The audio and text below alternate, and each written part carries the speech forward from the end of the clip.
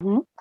Muy buenos días, hoy día es miércoles 6 de octubre del 2021. Hoy día es miércoles de contactología en Yacle y en Franja Visual, y el día de hoy estamos acompañados de la doctora Sara Angulo. Ella nos acompaña desde Bogotá, en Colombia. Ella es optómetra egresada de la Universidad de La Salle, es una especialista en gestión de la investigación en la Universidad Manuela Beltrán, es magíster en ciencias de la visión de la Universidad de La Salle, ha participado en cursos y talleres de segmento anterior. Es ponente en diversos eventos de carácter nacional e internacional, es autora y coautora de publicaciones en salud visual y ocular. En cuanto al ejercicio profesional, pues cuenta con experiencia en la práctica asistencial de segmento anterior y posterior, y actualmente se desempeña funciones de docente en la universidad, la Fundación Universitaria del Área Andina en la ciudad de Bogotá. Así que Sara, muy buenos días, bienvenida al programa de YACLE. Buenos días, doctor. Muchísimas gracias a la invitación. Muchísimas gracias a IACLE y a Franja Visual. Ya, entrando un poco en temas, ahora nos planteó un tema muy interesante, el cambio climático y su efecto en el globo ocular, ¿no? Cuando hablamos de cambio climático, pues yo creo que a todos nos da una idea específicamente de qué estamos hablando: calentamiento global, reducción de la capa de ozono. Hay una serie de situaciones que son, digamos, hasta cierto punto comunes en el común de las personas, no solamente en los profesionales de la visión, sino si le hiciéramos la pregunta, creo yo, a los mismos pacientes, pues tendríamos una respuesta bastante cercana o por lo menos enterada de qué estamos hablando. Así que vamos a comenzar el día de hoy hablando de esto, cuál es el efecto, y Sara nos va a contar específicamente qué es lo que pasa con todo este contexto de cambio climático, que al final de cuentas, el cambio climático no es que el clima cambie específicamente porque quiere cambiar, sino porque efectivamente pues hay una condición que estamos nosotros provocando hoy. Listo. De acuerdo. Entonces, realmente es un tema, como el doctor menciona, con gran interés para todas las personas hoy en día. No es que afecte a unos y a otros no. Resulta que efectivamente la capa de ozono y el cambio climático han generado que la realidad que hoy tenemos esté afectándose considerablemente en nuestro diario vivir, en la sociedad, en la toma de decisiones de cada país. Entonces, no solamente a nivel general, sino que a nivel de salud, el impacto ha sido tan significativo que es hora de tomarlo en cuenta. Es hora de tener en nuestra consulta, en nuestra práctica diaria, elementos fundamentales, preguntas claves en nuestra anamnesis que nos hagan identificar cuál podría ser ese cambio en mi región, en mi sociedad, que podría afectar a largo plazo la salud visual de mi paciente. Entonces, siguiente parágrafo. Sería interesante que hagamos un proceso de contextualización, y entonces viene a hablarse entonces de la palabra cambio climático. Entonces, entendemos que el cambio climático es todo cambio que ocurre precisamente en el clima y va a pasar a través del tiempo. Y va a ser resultado no solamente del entorno, sino que también nosotros como seres humanos vamos a influir en esos cambios. Hay algo que valdría la pena mencionar para poder comprender por qué un cambio o por qué no. Y es como esta gráfica que vemos allí al frente. Hay tres aspectos importantes a la hora de entender el cambio climático. El primero será la continentalidad, y es que, como ustedes bien saben, a medida que las localizaciones geográficas estén mucho más cerca de la Tierra, pues la temperatura va a ser mucho mayor, ni qué decir de la humedad. Por su parte, la altitud ocurre lo diferente. A mayor altitud, pues evidentemente la temperatura será mucho menor. Dice la literatura que por cada 100 metros de altitud, la temperatura va a bajar alrededor entre 0,5 grados centígrados y más o menos 1 grado centígrado. Y hay otro que es la latitud, que es aquí un elemento muy importante que nos aplica a nosotros como América Latina. Y es que A medida que nos vamos acercando a la línea del Ecuador, podemos encontrar que los rayos de la luz van a llegar con mayor potencia, por lo tanto, las temperaturas van a ser mucho mayores en aquellas regiones que se encuentren mucho más cerca a las regiones ecuatoriales. De allí que cada una de las patologías va a tener una influencia importante en términos de qué ciudad, qué país se va a encontrar cercana a la línea del Ecuador. Sí, y revisaba yo este mapa que tú nos mostrabas, que a veces uno escucha hablar, pues, sobre todo en el ámbito militar de latitud y las coordenadas, ¿no? Que son la latitud, la posición meridional, por ejemplo, la latitud. Bueno, como tú mencionabas, nosotros estamos, casi todos nuestros países están relativamente muy cerca, Colombia, Perú, Ecuador, Venezuela, estamos muy, muy cerquita Exacto. a la línea ecuatorial, ¿no? Por eso es que no somos de temperaturas extremas en frío, o sea, aquí los inviernos, Ujú. en Colombia lo mismo, la temperatura quizás en Bogotá es baja al inicio de la mañana, pero conforme va pasando el día, es una temperatura relativamente agradable Mucho más templado, claro. que me imagino que muchos de nosotros, muchos de los pacientes también han notado que durante el día se comienzan a experimentar o a lo largo de los años, sobre todo cuando uno escucha las conversaciones de la gente adulta y más mayor que nosotros, hablan de que la temperatura era diferente, que no era tan frío, que no era tan caliente, que este calor de ahora, ¿no? Hay ciertos cambios que de alguna forma ocurren a nivel atmosférico que están produciendo pues este tipo de situaciones. Claro, definitivamente. Y además, en términos de cambios climáticos, eso que tú mencionas es muy cierto. Precisamente con este daño en la capa de ozono, da la percepción que los días a veces pueden ser más fríos y las tardes mucho más cálidas. Entonces, esos impactos son clarísimos y que incluso nuestros pacientes lo reportan. Mis síntomas son en la mañana. Mis síntomas son en horas de la tarde y de una u otra forma se relacionan de manera directa con el ambiente, la temperatura, la altitud. Bueno, entonces sería interesante poder comprender cómo va a suceder lentamente este famoso proceso llamado el efecto invernadero. Entonces, analicémoslo en términos de ciencia, cómo es que llega la luz del sol hacia nosotros. Entonces, no es que todos los rayos de luz lleguen a nosotros. Resulta que está nuestro planeta Tierra, nuestro hermoso planeta Tierra. Justo encima de él, más o menos a 16 kilómetros, va a rodearlo una capa. Esta primera capa la vamos a llamar troposfera. Y en esta troposfera precisamente va a suceder el efecto invernadero. Dentro de la troposfera, ¿qué está? Pues el límite de las nubes, por donde pasan los aviones comerciales y el tope del Everest. Todo esto va a ser la troposfera.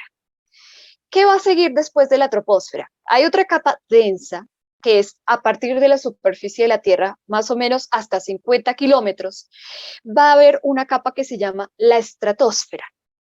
Y justo antes de la mitad de formar la capa completa de la estratosfera, hay una capa muy delgada de más o menos unos 10 kilómetros y esa capa es la famosa capa de ozono. Entonces está en la siguiente capa.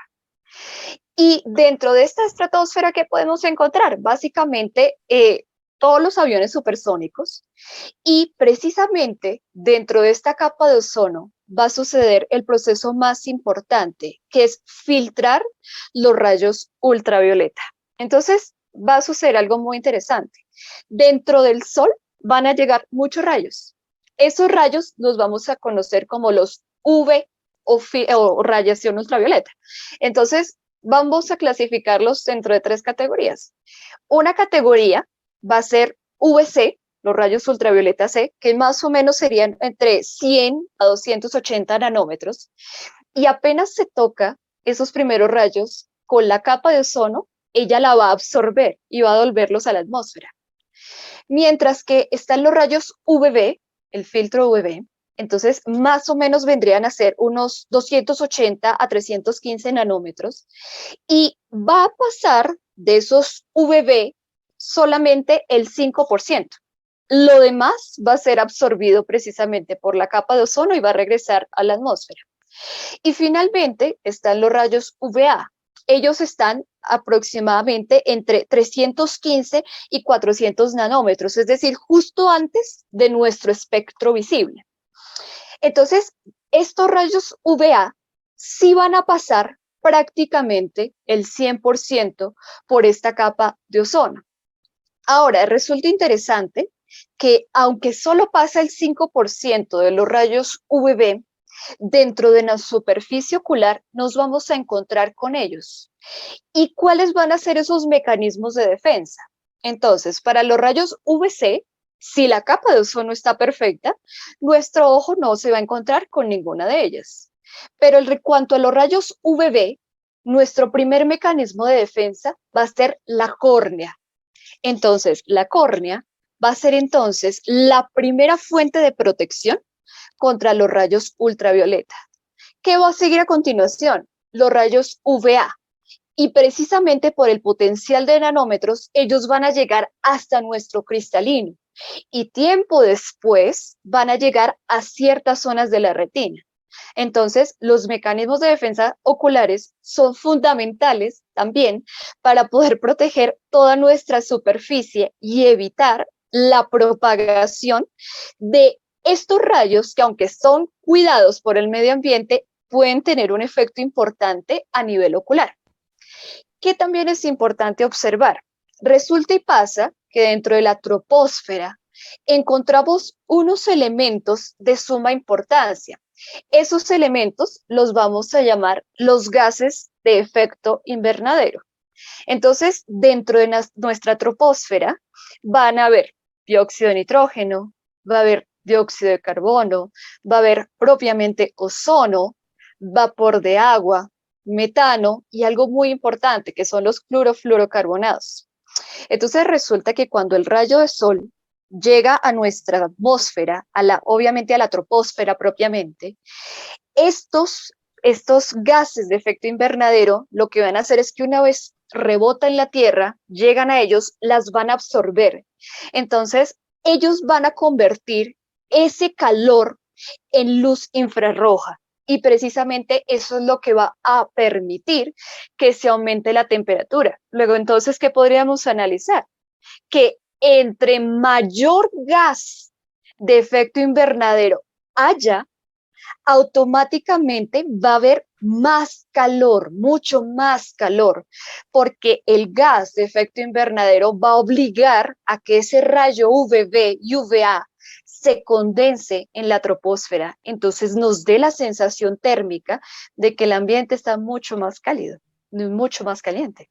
Claro, y tiene otro aspecto importante que contribuye, por ejemplo, es que si yo no puedo, si mi capa de ozono no es capaz de absorber, digamos, el 95% de esa radiación UV y no absorbe al 100% la ultravioleta C, pues lo que vamos a ver es traducido ese impacto sobre nosotros mismos. Y vamos a ver más adelante también las características oculares, perdón, que pueden producirse por el bombardeo de radiación ultravioleta que no debería llegar, pero sin embargo llega porque el dióxido de carbono es parte digamos, es parte de la respiración. El dióxido de nitrógeno, pues está contenido como parte del aire, porque el aire es una mezcla de gases que es nitrógeno, oxígeno y un porcentaje muy pequeñito de gases raros. Es algo que vamos a tener necesariamente dentro de lo que nosotros conocemos como atmósfera, como nos comentaba Sara, pues evidentemente es la parte troposférica alrededor nuestro, que es como una suerte de enmicado que nos da posibilidad de estar y subsistir en este planeta, ¿no? Pero ¿cómo es que lo estamos afectando, Sara? Entonces viene el problema. Lo que vimos hace un momento es el ciclo normal de convertir esa energía lumínica en temperatura. Pero hay situaciones en donde nuestra realidad obliga a que toda la condición normal cambie. Y a esto hago relación a los gases de efecto invernadero. Entonces, vamos a ver que parte normal de nuestra vida, de nuestro desarrollo, es que deben existir los gases de efecto invernadero para que este mundo sea capaz de habitarse. ¿Qué me genera un gas de efecto invernadero? Las erupciones volcánicas, por ejemplo, la vegetación, el océano y, como mencionaba el doctor, respirar. Cuando inhalamos es oxígeno, pero cuando exhalamos es dióxido de carbono. Y es un proceso normal, debe suceder para que el ciclo de vida exista. Pero ¿qué pasa con nuestra vida real, nuestra actualidad? Resulta que hoy en día los seres humanos somos los principales creadores de algo que se llama las fuentes antropogénicas. ¿Y qué es eso? Pues resulta que más o menos a mitad de la Segunda Guerra Mundial, en el siglo XVIII, llega la revolución industrial. Y resulta que se empiezan a promover las fábricas, la economía aumenta, la tecnología es el impacto.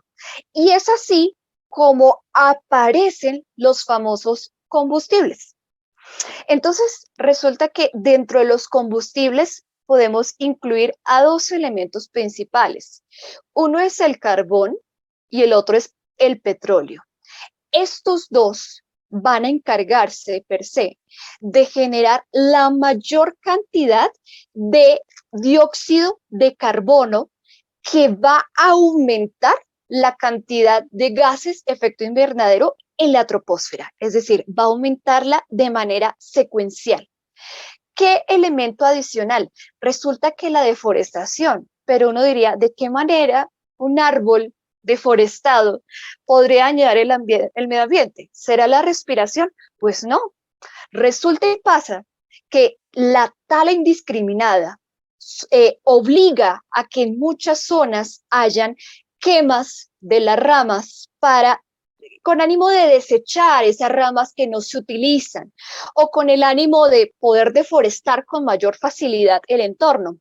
Sin embargo, al quemar una rama de un arbolito, la cantidad de carbono que sale a la superficie es gigante, es inmensa. Entonces, solo con quemar un árbol es como si yo tuviera una fábrica entera de carbono y automáticamente va a aumentar el dióxido de carbono a la superficie. Eso en términos de dióxido de carbono. Ahora, ¿qué me aumenta el metano? El metano, todo lo que tenga que ver con agricultura, eso aumenta significativamente el metano. Increíblemente, el cultivo de arroz, el desecho que genera el cultivo de arroz conduce a un aumento importante de metano, la basura, ¿cómo no? Y además, todo lo que tenga que ver con la ganadería. Es increíble que el tema de las vacas, que es un tema ampliamente discutido, sea una de las causas tan grandes del metano. Las flatulencias provenientes de los animales, como las vacas, conducen a una producción de metano tan superior que daña considerablemente nuestra superficie. Es importantísimo el daño. Entonces uno se preguntaría, bueno, ¿y qué han hecho? ¿Qué ha pasado? ¿Qué se ha propuesto para que estos elementos, estos gases, no me generen el famoso calentamiento global? Y es que entendamos el calentamiento global como efectivamente el aumento de la temperatura, y este aumento de temperatura es por exceso de gases de efecto invernadero. Eso es el verdadero calentamiento global.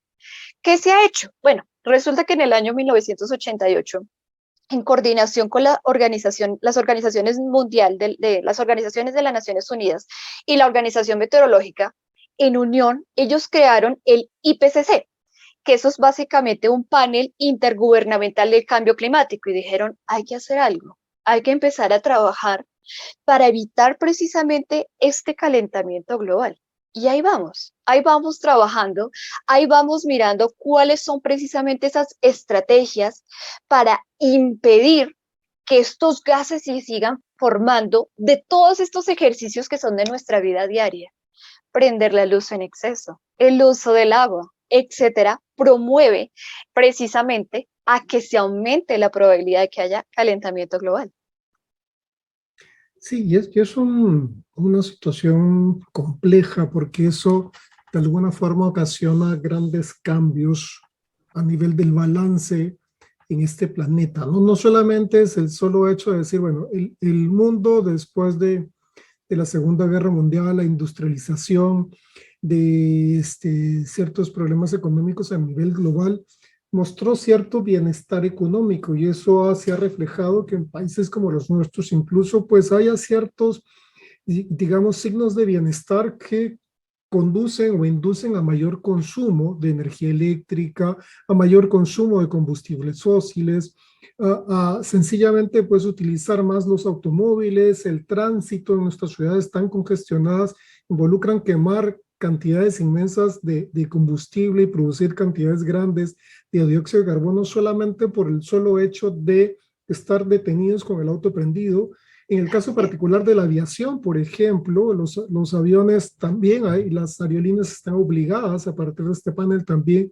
¿Por qué? Porque un avión volando a través de la troposfera está quemando combustible y está produciendo mucho dióxido de carbono.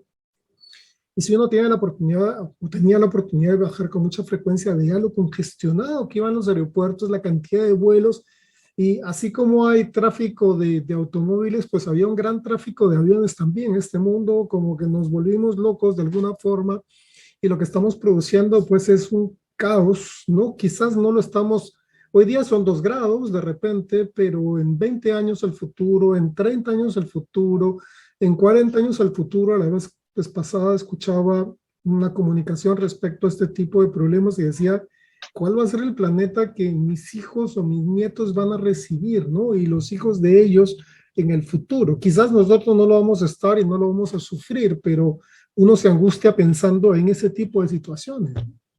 Claro, eso nos impacta a todos. Y a medida que va pasando el tiempo, el cambio es importante, es considerable. Y si uno lo observa en perspectiva, dice uno, bueno, ¿qué hay que hacer? Es tiempo de cambiar, de tomar acciones que de verdad impacten en reducciones significativas en todos estos gases de efecto invernadero. Entonces, sería interesante, como menciona el doctor, ver cuál es el impacto de todo esto que estamos diciendo. Lo vemos en la vida diaria. Las heladas son más intensas, el frío es más grande, las grandes ciudades, Canadá, las zonas que están más cerca a la Antártida. Los cambios son importantes, a tal punto que incluso el cuerpo humano no está capaz todavía en el desarrollo a aguantar esas temperaturas tan grandes. Las muertes por hipotermia han aumentado considerablemente. Y más hacia el lado de América Latina y Suramérica específicamente, las sequías, las inundaciones. Por un lado, lo que está más cerca al Ecuador va a estar mucho más propenso a las sequías. Y es que el problema de las sequías es que, por un lado, van a aumentar los incendios, es decir, más carbono en la superficie. Y además de eso, resulta que las sequías trae consigo el aumento de los alergenos en superficie. Entonces, mayor motivo de consulta de prurito, molestia, ardor, ojo rojo en nuestras consultas.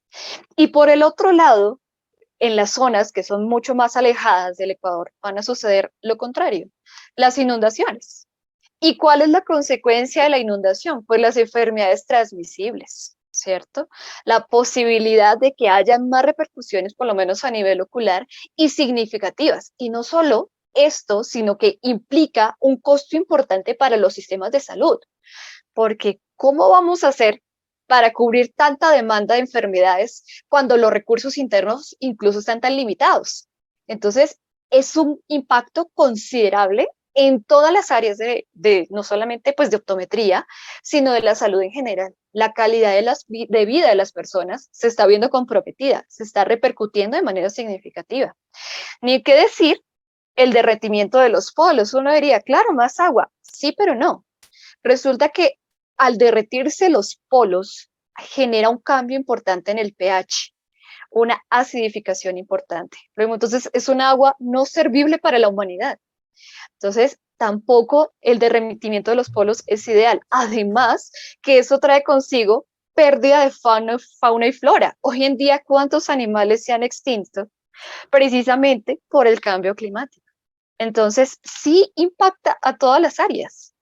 Claro, y además Es que importante. los ecosistemas cambian significativamente, ¿no? De ahí la extinción de cierto grupo de animales, ¿no? Que no pueden sostenerse en ciertos ambientes, por ejemplo, en ambiente marino, la aparición de especies o la migración de especies que no teníamos, ¿no? En nuestros mares teníamos específicamente cierto tipo de especies y comienzan a aparecer especies nuevas que eran de otras aguas porque eran o más calientes o eran más frías, ¿no? Que se comienzan a mover porque la masa oceánica también cambia su temperatura y no estamos hablando de 20 grados de temperatura, estamos hablando a veces de medio grado centígrado, de 1 grado centígrado que ya hacen sensible que en este tipo de cardúmenes, de peces, por ejemplo, comiencen a verse movilizaciones, ¿no?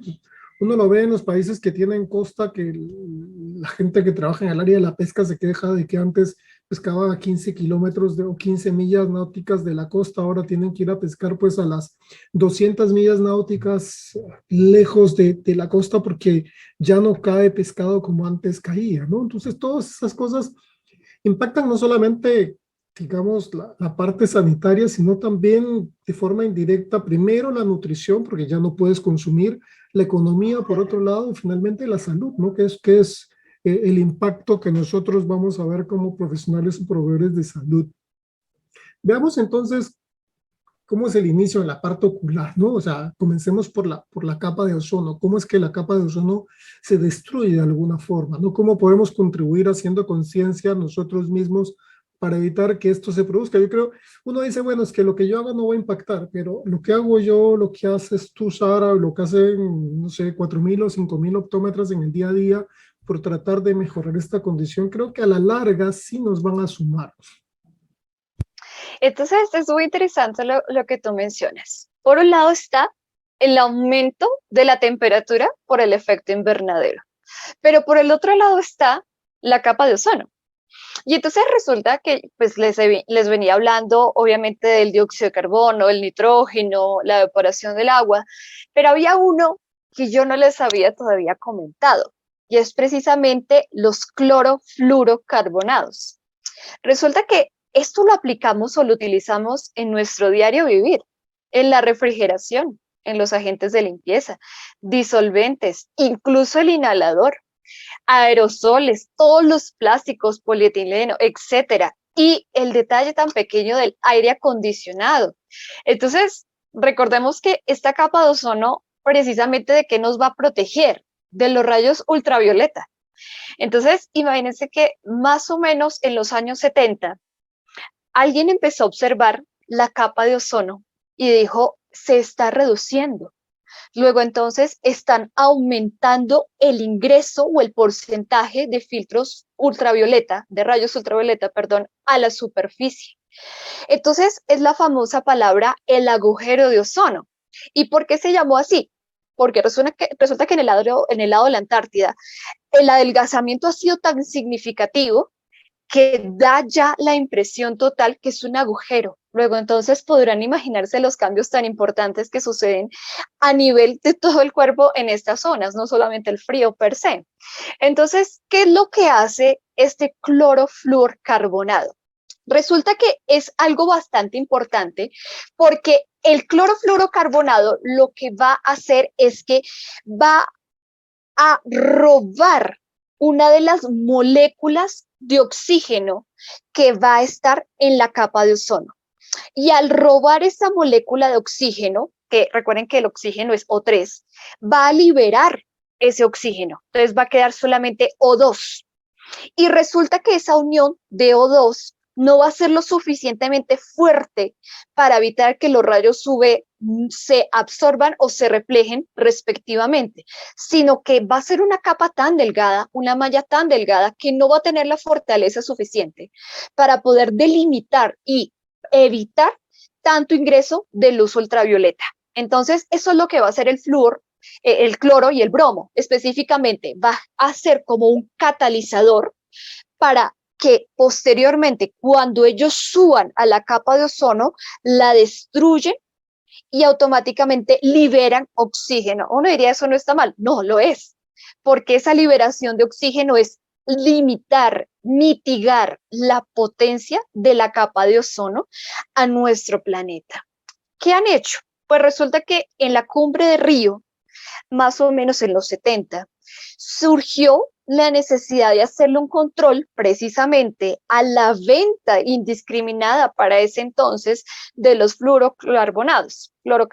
Entonces, el protocolo de Montreal estableció en el 77 que efectivamente debía existir un control de todos estos instrumentos que potenciaban el daño de la capa de ozono, especialmente abrir a veces incluso el refrigerador dañaba la capa de ozono. Hoy en día, muchos de estos instrumentos se han normalizado y se han regulado de tal forma que permiten que se mitigue el daño de la capa de ozono. Por eso es importante cuando hacemos las compras de este tipo de sprays, aerosoles, revisar que efectivamente tenga el sello que garantiza que no tiene el CFC, clorofluorcarbonados, que es el encargado principalmente de contribuir al daño en la capa de ozono.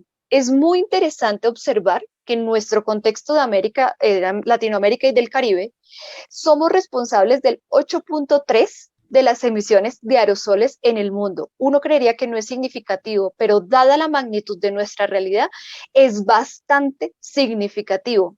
Entonces resulta que el daño en la capa de ozono la adelgaza, luego entonces entra más luz, habrán más gases de efecto invernadero, entonces de manera secundaria, el daño en la capa de ozono sí promueve el aumento en la temperatura, es decir, calentamiento global. Hay una cifra bastante alarmante y es que dice que para el año 2100, la temperatura de nuestras zonas americanas va a subir, estamos más o menos entre 1.8 a 2 a 4.1, es decir, nuestra tierra va a arder completamente si no hacemos acciones que eviten precisamente el daño consecuente en nuestra capa de ozono.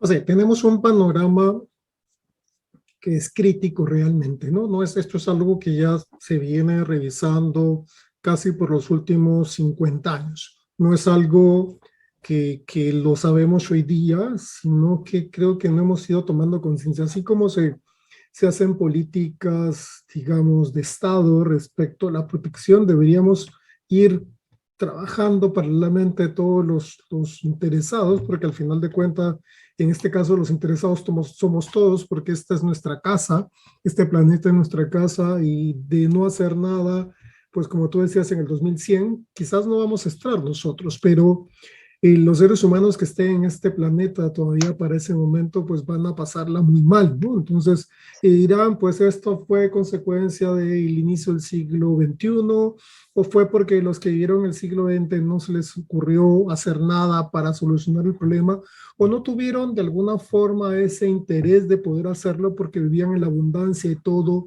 les daba sencillamente, les permitía hacerlo el planeta sin ningún problema aparente, ¿no? Sin embargo, cuando vemos esto como un problema global, se traslada a esa condición ya a la consulta, al día a día de nuestra consulta, con este tipo de problemas que vamos a ir viendo paso por paso, ¿no? Entonces, sí, como tú mencionas, es, bueno, ahora que en nuestra profesión, ¿cómo vemos todo este impacto ambiental? Bueno, realmente es significativo, debo decir.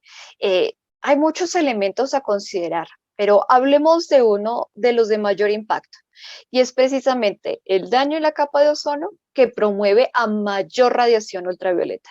Y resulta que el hecho de que haya mayor radiación ultravioleta es que obliga a un daño de tipo fotoquímico, fotooxidativo en nuestros tejidos. ¿Y eso qué incluye o qué genera de manera consecuente? Que nuestra inmunidad celular caiga, y al caer la inmunidad celular, ¿qué va a pasar? La probabilidad de infecciones y de inflamaciones va a superar la demanda ante nuestra fuerza del sistema inmune. ¿De qué dependerá entonces la gravedad de las lesiones? Primero, de la duración frente al proceso de la exposición, es decir, qué tanto estamos expuestos a la radiación UV. Segundo, la longitud de onda de rayos UVB. Como yo les mencionaba, más o menos los UVA son más cercanos al espectro visible y los UVB, que están mucho más infra, que pueden dañar mucho más fácil los tejidos. Y por supuesto, la irradiancia tisular. Entonces, analicémoslo por partes. Empecemos desde más afuera hasta adentro. ¿Qué podría pasar en nuestros párpados? Y es que van a resultarse o van a haber un resultado de esto, lesiones tumorales, lesiones de tipo nodulares. Esto entiéndase el queratocantoma.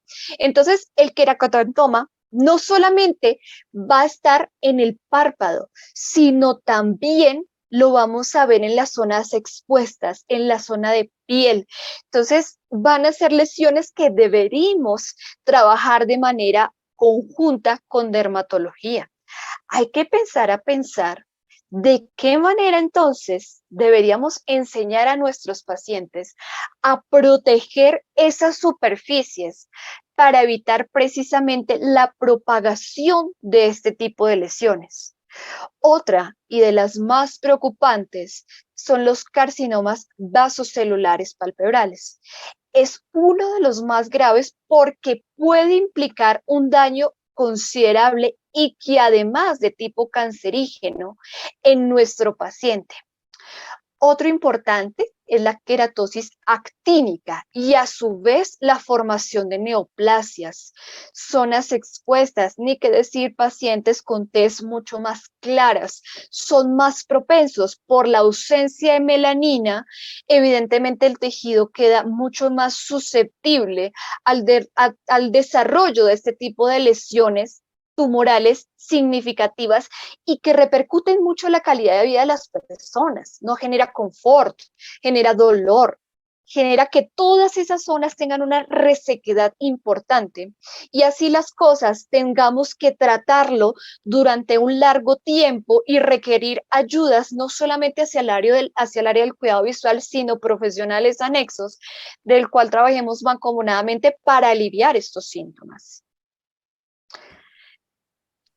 Sí, tenemos, digamos, yo creo que en más de una oportunidad en consulta hemos podido observar cierto tipo de problemas que a veces no identificamos al 100%. El paciente te dice, por ejemplo, en el queratocantoma, sí, no, esto lo tengo hace algún tiempo, pero no sé, me han dicho que es una verruga, me han dicho que es esto, y no sé si operarme o no, y pues definitivamente nosotros en el actuar, pues debimos, como tú decías, interrelacionarse con dermatología, porque estás viendo una lesión cutánea que debería tratar ya un dermatólogo para identificar oportunamente si se trata de una neoplasia o sencillamente es algo que con un procedimiento quirúrgico sencillo se puede manejar oportunamente, ¿no? No esperar que pasen más y las indicaciones posteriores de cuidado que eventualmente pues un dermatólogo le dará al paciente respecto al cuidado de esa piel alrededor de los ojos que sabemos que es tan delicada, ¿no? Claro, eso es muy cierto y pues que puede pasar que sean lesiones de tipo recurrente, lo cual es importante indagar en nuestra anamnesis el riesgo de exposición que pueda tener un paciente para el desarrollo de este tipo de alteraciones a nivel palpebral. Ahora, sí, doctor.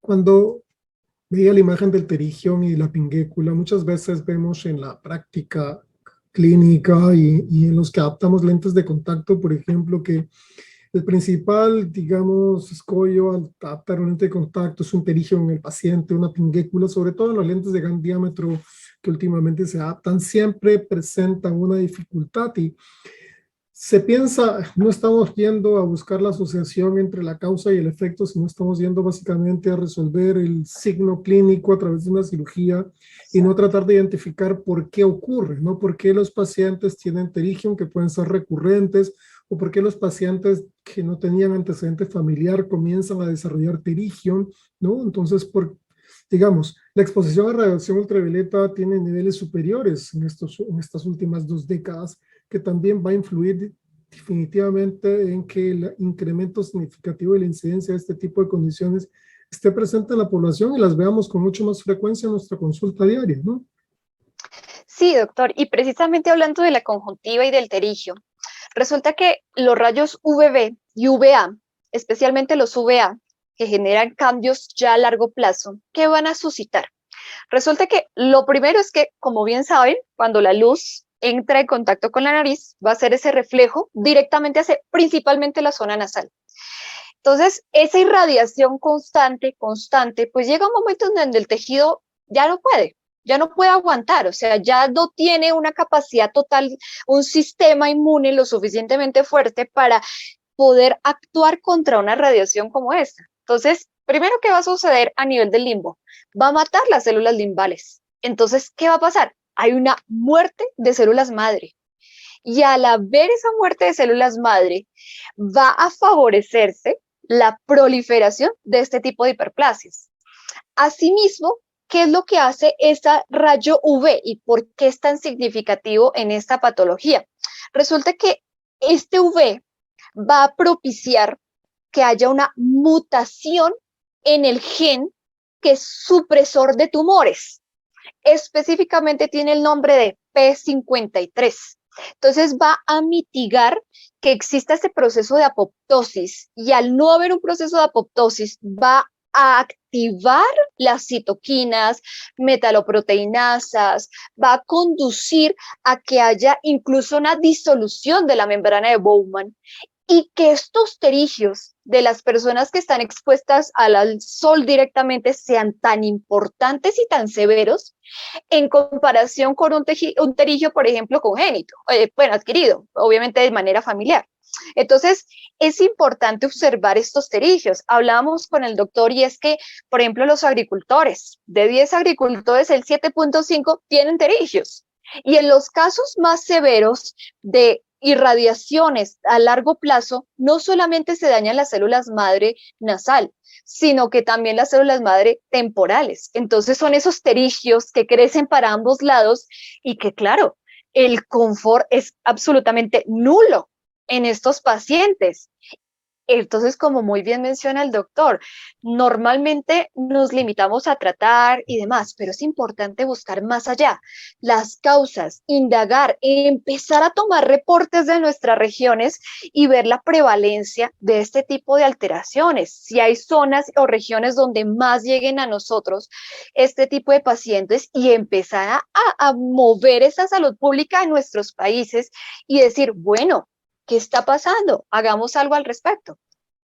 Para pasar de simplemente hacer, digamos, investigación descriptiva, describiendo cosas, a hacer una condición de observación analítica, ¿no? O sea, de repente, estudios que no requieren gran esfuerzo económico como transversales, que permiten de que yo comience a tener cifras, porque el gran problema de América Latina, creo yo, no están los profesionales en el nivel de conocimiento, sino está directamente en lo que nosotros podemos reportar dentro de nuestras consultas, ¿no? O sea, qué es lo que estamos viendo, cuántos estamos viendo, qué es lo que está ocurriendo y poder asociar entre regiones vecinas, de repente entre zonas de similitudes, digamos, climáticas o en zonas donde ha habido un cambio significativo de temperatura hacia arriba o hacia abajo, están comenzando a aparecer cierto tipo de condiciones degenerativas de tejido o se están produciendo alteraciones a nivel corneal o se están produciendo cataratas más tempranas. Entonces, ¿para qué? Para que, como tú decías al principio, pues establezcan políticas de salud que permitan mitigar este tipo de soluciones o adecuadamente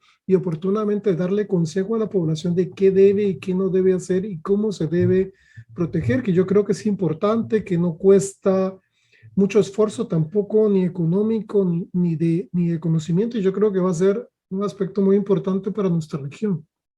Sí, definitivamente de acuerdo. Y yo pienso que acá la invitación es empezar a investigar un poco más en torno a los temas. Creo que estamos todavía muy básicos en el impacto de nuestras investigaciones. Es importante de la necesidad de empezar a buscar estrategias que visibilicen nuestra realidad visual, empezar a hacer ruido de lo que nos está llegando para que nuestros dirigentes puedan comprender el impacto tan grande que tiene el cambio climático y la destrucción en la capa de ozono en la realidad de nuestros pacientes, en nosotros. Claro, y esto es digamos, la parte más externa, lo visible, el párpado, que a veces la consideración es estética y por eso llega el paciente a la consulta de manera inicial, ¿no? Mira, tengo el ojo rojo, mira lo que me salió, mira esta, a veces el paciente le dice catarata, aquí dice, a mí me han operado de Sí. catarata, y tú lo examinas y ahí están los cristalinos y qué catarata lo operaron a este señor. Si es que me sacaron aquí, me hicieron un raspado con láser, los pacientes inventan cosas a veces, pero te vas dando cuenta que sí, que efectivamente la estética juega un papel importante. En el otro lado de la ecuación también están los tejidos transparentes que tú mencionabas que sirven como filtros naturales, ¿no? El ultravioleta A y el ultravioleta B filtrados específicamente por córnea y cristalino finalmente para que el impacto sobre la retina no sea tan grande. Pero igual vamos a ver que el incremento de la presencia de ciertos espectros de la radiación ultravioleta también van a impactar negativamente en la retina. Pero en el caso particular de los medios transparentes, ¿cómo es ese mecanismo? Bueno, entonces habíamos ya analizado lo externo, como bien mencionas, vámonos a los tejidos transparentes, los que nos permiten la visión. Y veamos la córnea. ¿Qué podríamos encontrar en la córnea? Hay una patología bastante predictora de alteraciones relacionadas con la UV y es la queratopatía clínica por gotas o también llamada queratopatía por labrador. Y es que se forman unas vacuolas, unas gotas importantes a nivel epitelial y estromal que comprometen, por supuesto, la agudeza visual de nuestros pacientes. Es muy interesante que sucede en zonas trópicas. Entonces, claro, hay que observar al detalle. Por eso, y hay acá una invitación para todos los profesionales de la salud y es usar ese instrumento que a veces tenemos guardado que se llama lámpara de hendidura. No todo es ver y no ver, también es calidad en el tejido, calidad en la estructura. Puede pasar que este tipo de queratopatías iniciales pasen desapercibidas. Entonces, es importante apoyarnos de nuestros instrumentos clínicos, que incluso muchas leyes las cobijan y las obligan a su uso. Entonces, hay que usarla. Esa es una muy buena invitación para todos. Por otro lado, tenemos nuestro querido queratocono, nuestro aclamado queratocono. Entonces, miremos esos adelgazamientos inferiores tan significativos que puede suceder precisamente por la radiación. Y es que, como mencionábamos, el UVB le gusta a la córnea, le agrada quedarse en la córnea. Entonces, ¿qué va a pasar? Esas fibras de colágeno estromales empiezan a perder esa forma, empieza ese epitelio a adelgazarse, compromiso de Bowman, prurito constante. ¿Y por qué no? Cada vez que nos exponemos al sol, sentimos esa necesidad de prurito, el prurito. Imagínense nuestros pacientes que no tienen la cultura de evitarlo, ni qué decir con sus manos sucias. Entonces, aquí empieza también a generarse un queratocono por causa relacionado con la radiación ultravioleta. Entonces, es muy común, no debería, realmente no es tan común, pero hoy en día lo es.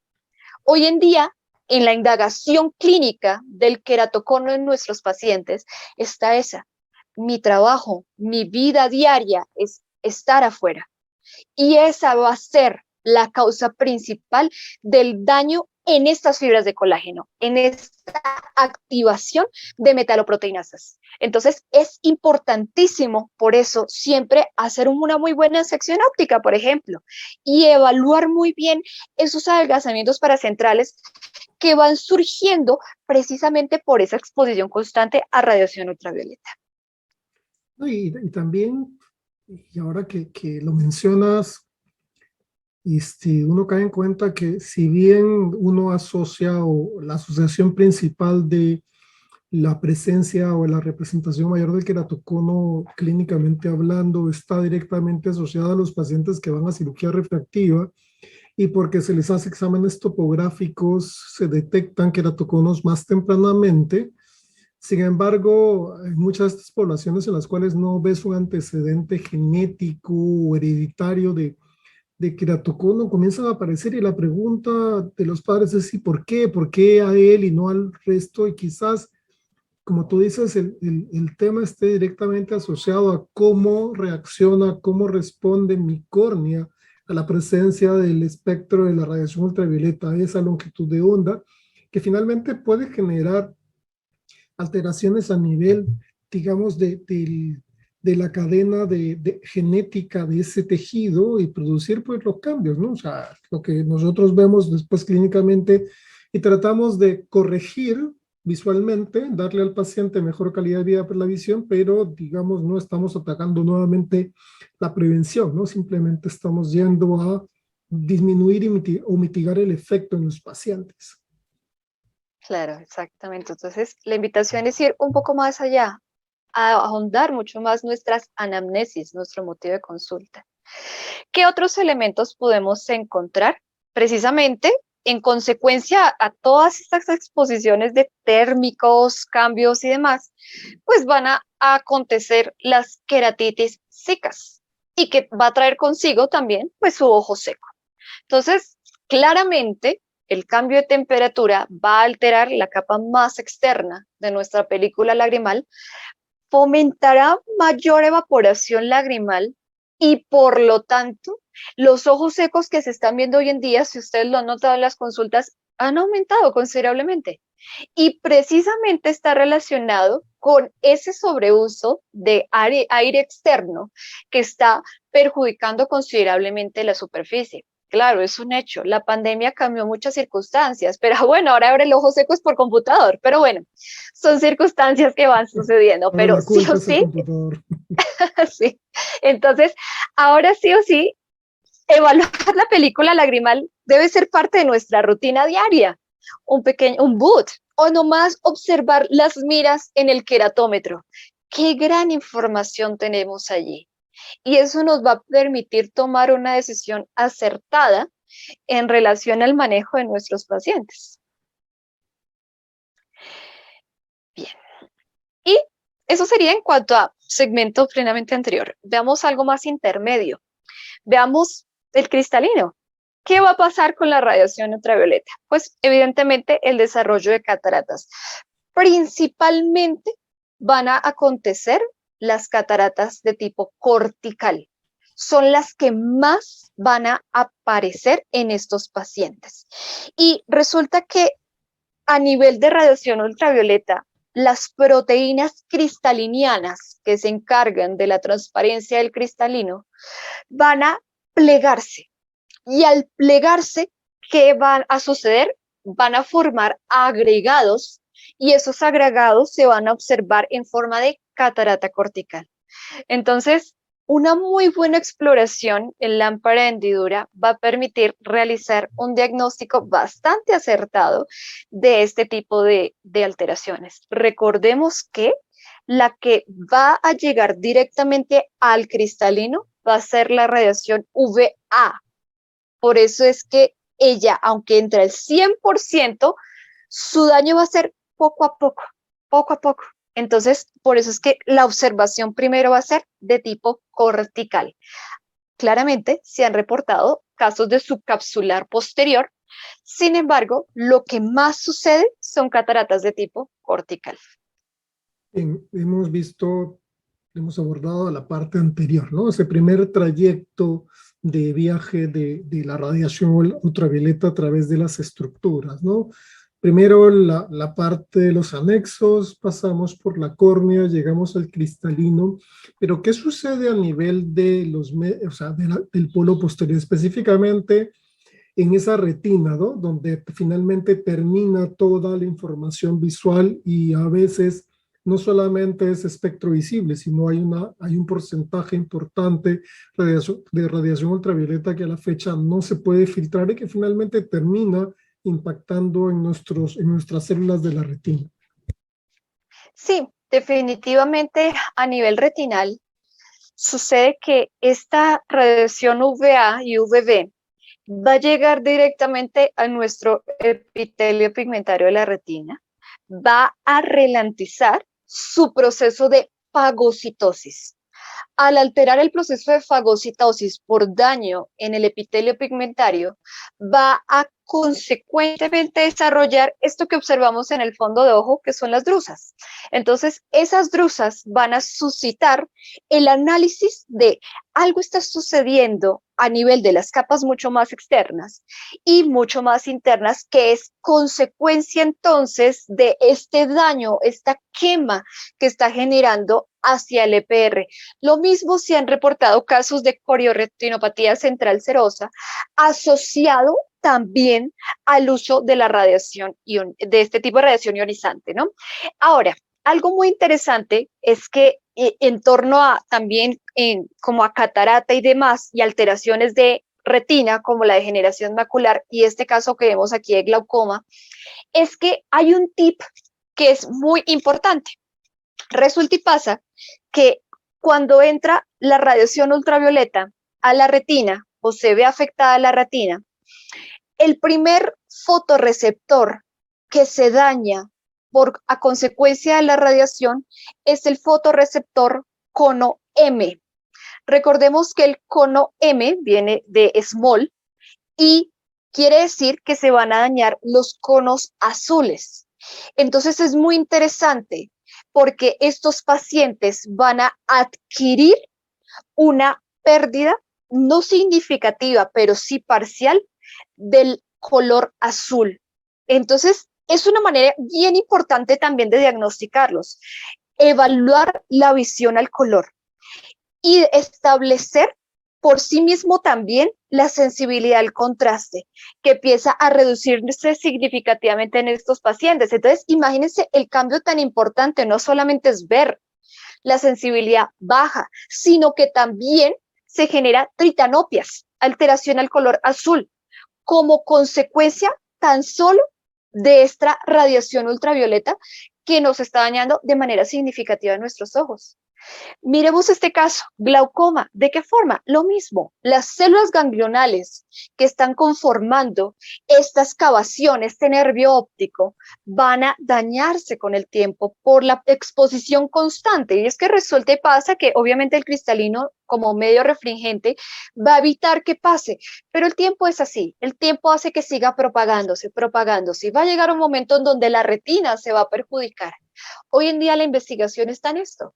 ¿De qué manera la retina también se puede ver influenciada? Hay investigaciones que mencionan que no hay impacto, pero la gran parte ha demostrado que el impacto es significativo y que las personas que están más expuestas a estas radiaciones son mucho más propensas al desarrollo entonces de este tipo de alteraciones como consecuencia del cambio climático.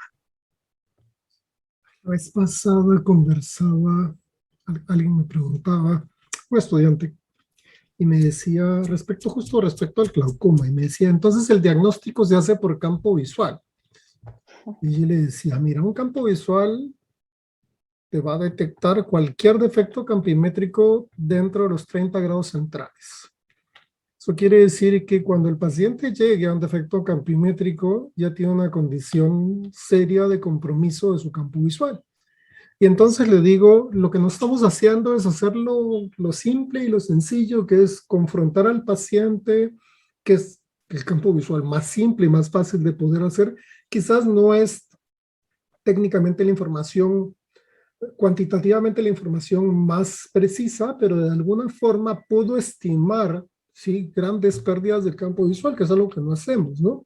Tú mencionabas, por ejemplo, respecto al glaucoma y en estos casos también, pues tenemos alguna forma de poder ver que hay un impacto, pero el impacto no vamos a esperar que el impacto se traduzca en una patología de avance severo, sino podríamos eventualmente modelar o ralentizar esa posibilidad haciendo una buena detección, haciendo un buen examen de fondo de ojo preliminar, una oftalmoscopía directa que nos permita por lo menos evaluar cuál es la relación copa-disco, ¿no? Veía la imagen de la coroidopatía central o serosa central y escuchaba la vez pasada que decían que no, que solamente al estrés, claro, el estrés oxidativo que también produce el bombardeo de radiación ultravioleta en la retina, sumado al estrés oxidativo que el propio paciente tiene en su vida diaria por ansiedad, etcétera, pues van a ser factores contribuyentes que a la larga ya no sabes qué fue primero, si el huevo o la gallina, ¿no? Porque al final en estos estudios de lo que se trata es simplemente tratar de ver si están asociados y tratar de buscar cuál es el mecanismo que pueda establecer criterios de información preventiva a los pacientes. Yo creo que esto es extremadamente importante, ¿no? Estamos viendo que una radiación no visible es la que tiene la mayor cantidad de compromisos desde la parte de nuestro rostro, y es más, nos exponemos también la piel, hacia nuestra retina, que es la que finalmente termina comprometiendo de manera definitiva la visión de los pacientes, ¿no? Estamos hablando de pacientes que terminan en baja visión,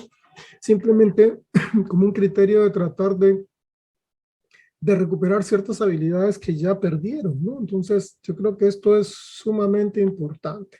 Hemos visto la radiación, pero, Sara, ¿qué sucede con la temperatura, no? Porque hemos comenzado a ver, y tú me dijiste al principio, cuando conversamos, que calentamiento global no es igual a daño en la capa de ozono. Hay una asociación, pero no significan exactamente lo mismo, y que el calentamiento global tiene un compromiso también, porque el incremento de la temperatura también va a tener cierto tipo de impacto sobre la salud ocular. Sí, entonces viene acá el otro elemento. Hemos visto qué pasa con la radiación UV. Ahora, ¿qué hace la temperatura? Bueno, lo principal es que va a influir en que exista un daño térmico en las estructuras. ¿Esto qué implica? Va a afectar la respuesta inflamatoria ante cualquier patógeno. Entonces, ¿quién va a actuar directamente en estos casos? Pues será nuestra córnea.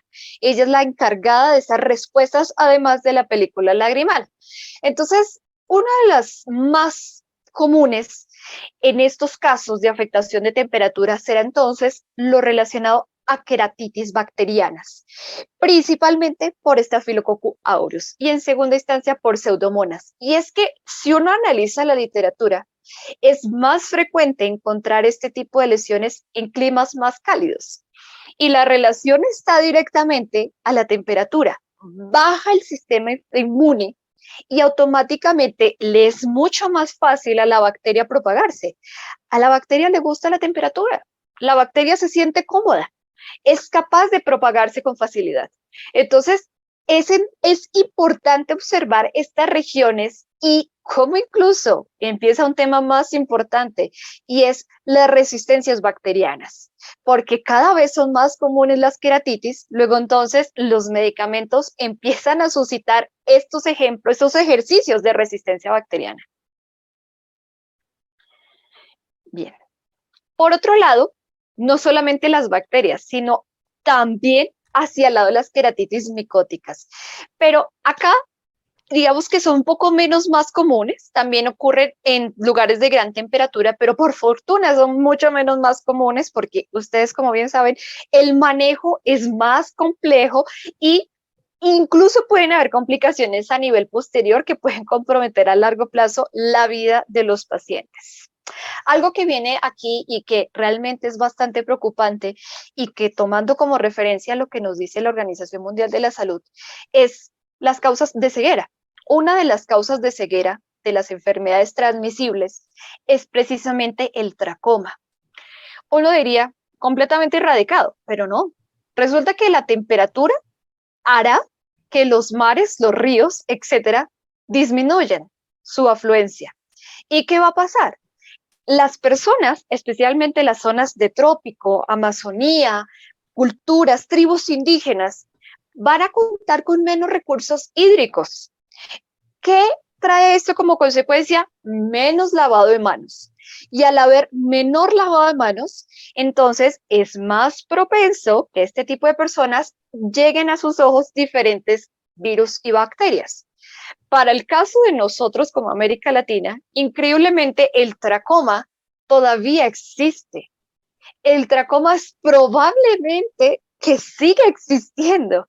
¿Por qué? Recuerden que una de las causas del tracoma es precisamente no existir un buen lavado de manos, la posibilidad que no haya higiene, y que además este tipo de bacterias afecten no solamente a la conjuntiva con estas foliculosis, sino que después comprometa la córnea y después evidentemente llegue a algo tan gravísimo que es la ceguera. Recuerden, una de las causas a nivel tropical de la ceguera es precisamente el tracoma. Entonces es gravísimo una de estas alteraciones. Muy bien, y finalmente, pues, todo lo referente a herpes simple y zóster, porque precisamente en términos de daño en la superficie y de temperatura va a ser esta una de las alteraciones mucho más comunes en nuestros pacientes. Pero y justo conversábamos con Sara respecto al tracoma. Al comenzar regularmente, pues uno tiene la idea de tracoma y se imagina pues un niño en el África cerca. Regularmente se le dice la ceguera de los ríos, pero cuando de repente, entre comillas, la propaganda, o sea, la conceptualización de que en ciertas zonas de América Latina, por ejemplo, como la Amazonía, como decía Sara, donde la calidad del agua no es la adecuada, porque la vez pasada vi un especial en televisión de Amazonía en Perú y mostraba en una comunidad indígena pues que el agua potable, entre comillas potable que ellos tenían, era un agua turbia, ¿no? Que es el agua de consumo, que por más de que el agua se hierve o alcanza temperatura de ebullición, pues definitivamente no se eliminan todos los elementos contaminantes o a veces hasta metales pesados que van a influir finalmente en la salud general de las personas y más aún, digamos, en el lavado de manos, que a la fecha de día sabemos que definitivamente pues salva vidas y ha sido una de las estrategias más importantes de manejo de la pandemia del coronavirus, ¿no? Para evitar o disminuir la posibilidad de carga viral y transmisión. Y Claro que sí. respecto, tenemos la temperatura, respecto al aire. Y yo veía esta foto y me acordaba hace muchos años un viaje a México, en un amanecer que era una neblina de color pues amarillento que producía pues tos en las personas que estaban en el aeropuerto, estaban esperando un vuelo y pues uno podía observar la contaminación, ¿no? La contaminación en ese momento del día pues producida por todo lo que hemos estado viendo, ¿no? Calentamiento global, quema de industrial, incremento del dióxido de carbono, la presencia de metanos, ¿no? Una serie de elementos que ya hemos mencionado, los fluorocarbonos que también van a contribuir grandemente a estos problemas y finalmente eso produce pues que el aire que respiramos no sea necesariamente oxígeno y nitrógeno, sino sea oxígeno, nitrógeno y una serie de elementos contaminantes que finalmente afectan nuestra salud en general y también la salud ocular, ¿no? Sí, doctor, definitivamente, así como se ve esa imagen, esa nube gris, ¿qué es? Eso es material particulado, es decir, gases de efecto invernadero en acúmulo excesivo en esas zonas. Como vimos, está nuestra troposfera y se acumulan de manera considerable que quedan encapsulados, no tienen a dónde ir porque son muy densos, son metales muy pesados. Entonces, este tipo de gases, ¿qué va a repercutir? Pues principalmente, y lo que más preocupa a nuestras consultas, es la córnea. Y es que la córnea o estos pacientes que se enfrentan a estas condiciones medioambientales tan pobres van a repercutir en que va a promulgarse los diferentes agentes patógenos. Y es así que se desarrollan las queratoconjuntivitis alérgicas. Y uno va observando que en ciertas épocas del año, cuando este material particulado es más denso, el motivo de consulta llega. Tengo el ojo más rojo que antes, o hace un mes se me puso más rojo el ojo. Y uno va observando y uno va diciendo, bueno, mire, efectivamente, estas partículas del ambiente llegan a nuestra conjuntiva, a nuestra película lagrimal, no hay cómo desecharlas, son muy pesadas. Terminamos entonces, ¿qué? Con papilas, rascando en nuestros ojos, con una sensación importante de malestar general. Y además aparece una patología bien interesante, que es precisamente esa queratitis marginal, esos daños a niveles limbares, como consecuencia exactamente a lo mismo, a ese material particulado que nos afecta. Hay unos estudios muy interesantes también que mencionan una relación importante entre mayor material particulado y el desarrollo de glaucoma. Al parecer genera de manera terciaria aumentos de presiones y al aumentar la presión podría conducir también a daños en todo el humor acuoso, aumento de presión intraocular y por lo tanto daños en las células ganglionales. Estos también daños a nivel de las fibras va a comprometer también que esos diámetros arteriolares de la retina se vean mucho, mucho más estrechos en estas personas que estén viviendo en zonas con tanto material particulado. Y al haber estos diámetros mucho más cerrados, también de manera terciaria conducen al desarrollo de glaucoma. Sí, no, y vemos que finalmente lo que tenemos es una condición que estamos viendo asociada en la consulta, estos pacientes que llegan con queratoconjuntivitis alérgica, o a veces, como tú decías, llegan con lesiones corneales marginales y que muchas veces tú dices, bueno, ¿por qué? Y lo único que se hace es tratar el síntoma, incrementar la lubricidad, dar algún tipo de antialérgico, pero no estamos yendo de alguna forma a ver cuál es el origen real del problema y creo que esto de alguna forma va a impactar en todos los colegas y personas que ven el programa respecto a cuál debería ser la actitud del profesional de la visión frente a esta condición que tenemos, que es un problema real, que es un problema que nos afecta a todos en general, no es algo que, sí, bueno, esto ocurre en las zonas altoandinas o solamente en la Amazonía, o esto es en el África y a mí no me toca, esto nos toca a todos de alguna forma y nos va a impactar en mayor o menor medida. Quizás vamos a tener más pacientes en la consulta con estos problemas, pero yo creo que la actitud debe ser diferente de educación a los pacientes para que el impacto finalmente sea menor y el cuidado y la responsabilidad, porque no solamente hay una responsabilidad profesional, sino hay una responsabilidad social. No sé qué opinas tú, Sara. Sí, totalmente de acuerdo. Lo primero, antes que cualquier tratamiento de los que utilizamos comúnmente, es educar al paciente, proteger al paciente. Mire, el simple hecho de usted saber que sale a la calle, utilizar su bloqueador solar, pero no está haciendo sol, no importa. La radiación ultravioleta no es que esté solamente cuando es el día soleado, es todo el tiempo. Es protegernos. Ahora a nivel ocular, nuestros filtros, verdaderos filtros. La protección solar cuando estemos en zonas tan cálidas. La higiene constante de nuestras manos sí influye. La limpieza de nuestro rostro cuando llegamos de la calle. Un lavado de nuestro rostro con respectiva agua y jabón puede cambiar todo. Puede cambiar la sensación de molestia de largo tiempo. La higiene es clave. Todos estos filtros, la higiene, la educación y cómo no olvidar la buena alimentación, mejorar esas defensas, mejorar el sistema inmune. Todo eso aunado va a permitir que los pacientes sigan asistiendo, pero no lleguen tan severos, no se generen resistencias, sino que sea un paciente que podamos llevarlo de una mejor manera, una manera más asertiva, y sea un paciente que tenga, y lo más importante, calidad de vida. Y ese es el mensaje que quiero dejar, darle felicidad a nuestro paciente dentro y fuera de la consulta. Yo creo que es un mensaje muy positivo, definitivamente.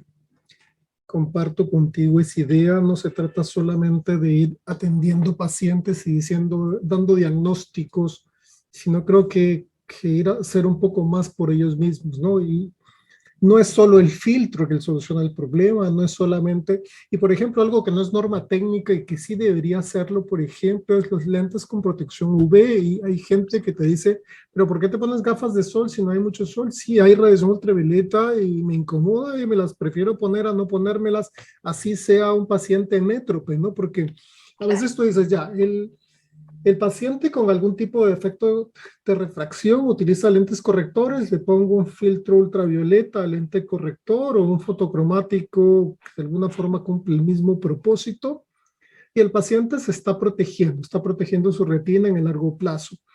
Se venden muchos productos como los lentes para luz azul, pero el lente para luz azul tampoco es que está protegiéndome específicamente de la retina porque no hay nivel de evidencia que diga que eso produce un lente de luz azul. Lo único que está haciendo es simplemente cambiar el contraste, ir, como tú decías, a esos fotorreceptores azules que de alguna manera entienden que la intensidad de la radiación o la frecuencia de luz azul que emite la pantalla es diferente a la que tiene el día y pareciera para mi cerebro es que sigo de día cuando ya es de noche y por eso pues se cambia mi ciclo de sueño o la gente tiene insomnio, o duerme mal, o se queja de que están muy fatigados, que es algo que ocurrió en la pandemia. Mucha gente se queja, y no es que el trabajo, y que estoy muy cansado, y que tantas horas frente al computador, y estos ojos que no los puedo porque se me secan, y todo eso no es solamente el hecho de estar sentado y mirando una pantalla, sino hay una suma de elementos que tenemos que comenzar a desmenuzar poco a poco para tener, como tú dices, finalmente el objetivo de darle calidad de vida a las personas, ¿no? Yo creo que esa es parte de nuestro rol principal como profesionales, ¿no? Mejorarle la calidad de vida a los que acuden a la consulta a visitarnos. Por supuesto, eso es realmente impactar en el paciente. ¿Y a largo plazo qué va a pasar? Ese paciente nos va a traer más personas porque sabe que hay integralidad en el profesional. No solamente lo ayuda visualmente, sino que le permite cambiar la vida, cambiar esos estilos y, ¿cómo no? Le genera conciencia de la realidad social. Entonces, el hecho de que esa persona se cuide va a decir, algo está pasando en mi exterior, algo está pasando con el medio ambiente. ¿Qué debería hacer yo? Entonces, son muchas maneras de impactar, no solamente en el paciente, sino también en nuestra sociedad.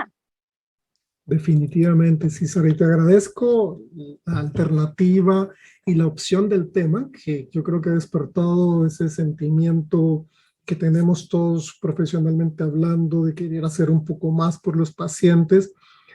Tú lo decías veías el escenario de una forma muy romántica, ¿no? De hacer que ese paciente como que se case con uno, y efectivamente es lo que queremos, ¿no? Que el paciente de a pocos, el boca a boca nos traiga más pacientes, que a veces pues el marketing lo distorsiona un poco y primigenias la atención por el solo hecho de atender y no la atención por el placer de atender a un paciente y poder aprender todos los días de lo que estás haciendo, acompañado de la experiencia de tus pacientes, que creo que es un, una visión romántica de nuestro trabajo profesional, pero bueno, que sería bonito que todos nos enamoráramos de esa visión romántica del trabajo que debemos realizar. Así que nada, muchísimas gracias por tu participación el día de hoy.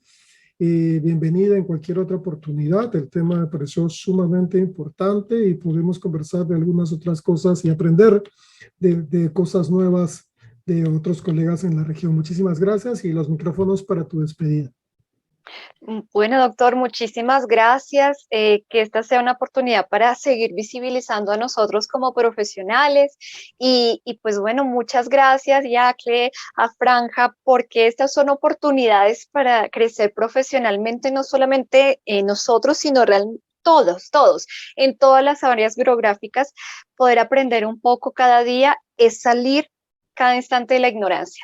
Entonces, muchísimas gracias por esta oportunidad y bueno, gracias por las puertas abiertas. Gracias, Sara. Bueno, este ha sido el programa de hoy. Nos escuchamos la próxima semana en otro programa de Jack. Chao. Gracias, hasta luego. Bueno. Listo. Terminamos sin mayor problema.